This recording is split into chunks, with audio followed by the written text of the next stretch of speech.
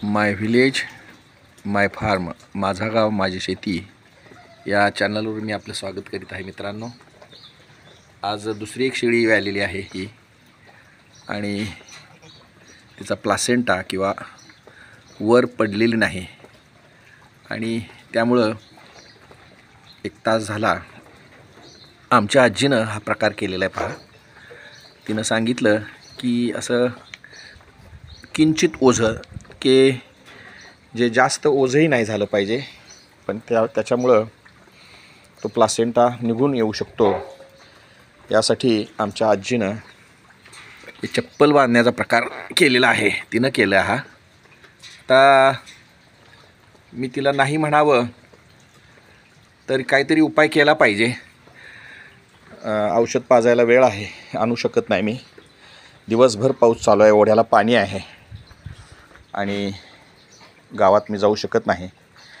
त्याच्यासाठी औषध आहे, मेडिकलमध्ये मिळतं आहे वर पडण्यासाठी, प्लासेंटा पडण्यासाठी, पण ते मी आणू शकत नाही. हा आजीनं केलेला प्रकार योग्य की अयोग्य हे मी ठरवत बसण्यापेक्षा ठीक आहे म्हणून गप्प बसलो आहे.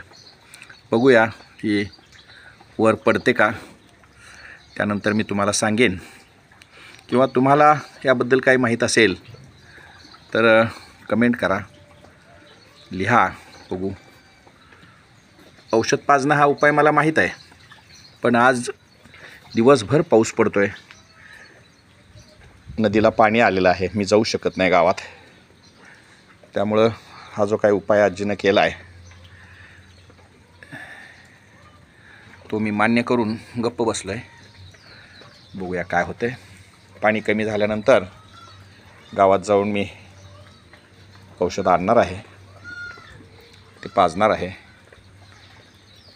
ठीक आहे मित्रांनो, मला सांगा की तुम्ही तुमच्याकडं असं झालं तर काय उपाय करता. हे हळूहळू त्या चपलेच्या ओझ्यानं प्लासेंटा किंवा वर निष्ठून बाहेर येते असं आमच्या आजीचं म्हणणं आहे. तिच्या म्हणण्याप्रमाणे मी ऐकलं आहे. बघूया. हे पहा, असं तिनं बांधलं आहे. पहा, हे पहा पहा येईल, थोडी थोडी यायला लागलेली आहे बाहेर.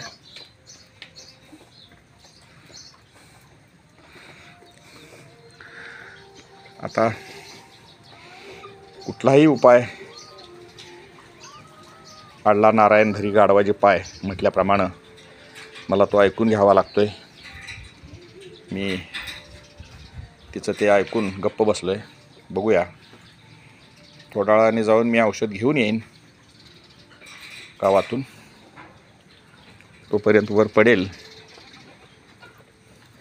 अशी आशा करून मी थांबलो आहे. हे पहा, बाहेर पाऊस किती पडला आहे, पाणीच पाणी झालं आहे, आणि मी जाऊ शकत नाही. आणि शेळी तर सकाळी व्याली आहे, तेव्हापासून वर अशीच अडकून राहिलेली आहे. ही पहा, अशी अडकून राहिली आहे. बघूया, पडेल. पुन्हा मी तुम्हाला काय झालं ते सांगतो. तिचं बाळ आहे, बसलं आहे, शेळी आहे. ठीक आहे मित्रांनो,